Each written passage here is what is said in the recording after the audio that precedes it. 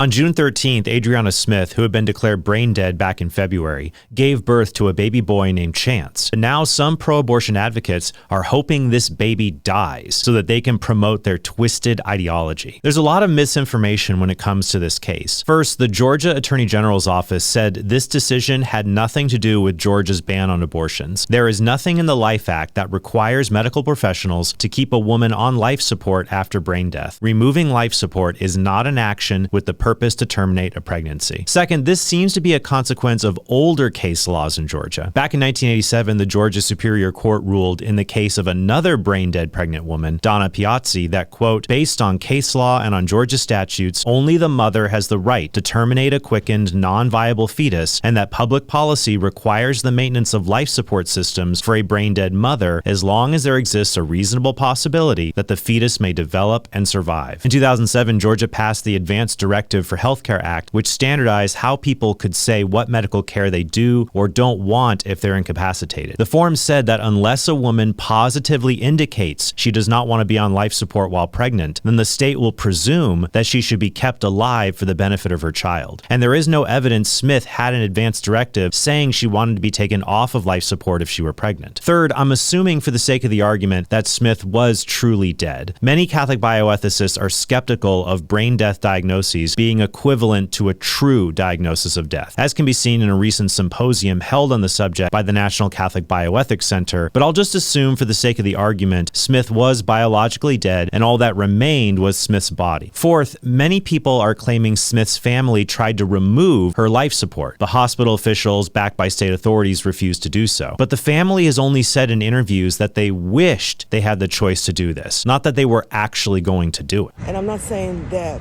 we would have chose to terminate her pregnancy. What I'm saying is we should have had a choice. And in fact, in other interviews, they said that they wanted this baby to live. So at that point, we continued with the pregnancy that we didn't have a choice or a say about. And I just want to be clear on something. We want her to have her baby. We want her life to continue throughout her children. But at the same time, to see her lay there like that, for that length of time, the grieving process for us, it can't even start. They named her daughter's baby Chance. Because to me, he's getting a second chance. So let's look at the situation.